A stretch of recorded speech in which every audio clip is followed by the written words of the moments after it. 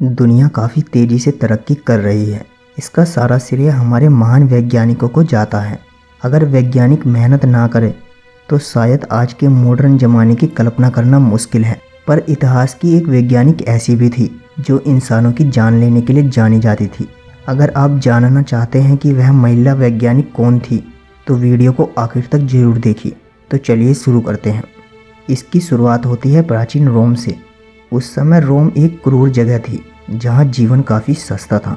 रोम वासियों ने हिंसा और उत्पीड़न को रोज़मर्रा की ज़िंदगी का हिस्सा सा समझ लिया था, जिसका सबूत दासों के साथ उनके भयानक व्यवहार से पता चलता है।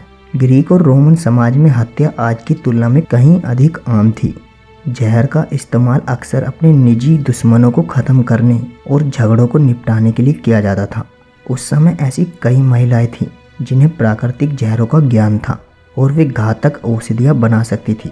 तब एक महिला वैज्ञानिक रोम में आती है। वह रोम में दासी बनकर आई थी या खोजकर्ता, किसी को नहीं पता। उस महिला का नाम था लोकेस्टा।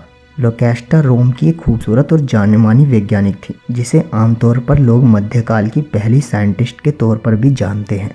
यही नहीं, उनको इतिहास की पहली सीरियल किलर भी कहा जाता है। इस हसीन साइंटिस्ट को विज्ञान में काफ़ी दिलचस्पी थी और समय समय पर काफ़ी प्रयोग करती रहती थी। उसने पेड़ों के गुणों और अवगुणों पर भी रिसर्च किया था।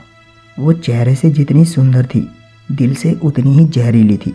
वो ये समझ चुकी थी कि लोग अपनी ख्वाहिशों के लिए दुश्मनों को मरवाने से नहीं चूकते। हालांकि दुश्मनों की मौत नेचुरल दिखनी चाहिए। इंसान की इन्हीं इच्छाओं को ध्यान में रखते हुए लोकेस्टा ने जहर पर प्रयोग करना शुरू किया। इस प्रयोग में उसने इतने जहरीले जहर की खोज कर डाली जिसे खाने के बाद इंसान के बचने की कोई उम्मीद ही नहीं होती थी। कहा जाता है कि लोकेस्टा ने महारानी एग्रिप्पा के साथ मिलकर रोम के शासक सेल्यूडस को जहर देकर मार दिया था, क्योंकि महारानी एग्रिप्पा अपने बेटे नीरो को राजगद्दी पर जल्दी बैठाना चाहती थी। महारानी को लगता था कि उनके पति सेल्यूडस भी एक अच्छे शासक नहीं है, इसलिए उन्होंने राजा को मरवाने के लिए लोकेस्टा को बुलवाया। लोकेस्टा ने राजा के खाने में उसका बनाया जहर मिला दिया था, जिसे खाने के बाद उसकी मौत हो गई थी। जब यह बात नीरो को पता चली तो उसे काफ़ी दुख हुआ, क्योंकि वह अपने पिता को बहुत प्यार करता था। उसका सीधा शक अपनी माँ पर गया, क्योंकि वह एकमात्र व्यक्ति थी जो उनके करीब रहती थी। ग्रीक लेखक सेल्सियस डियो के मुताबिक हसीना वैज्ञानिक की क्रूरता के लिए उसे पूरे शहर में नंगा घुमाया गया था और फिर उसे मौत के घाट उतार दिया गया। इस तरह दुनिया से एक खतरनाक और जहरीली वैज्ञानिक का अंत हो गया। अब इसके बारे में सोचकर भी रूह कांप जाती है। वीडियो कैसी लगी दोस्तों कमेंट में ज़रूर बताएं।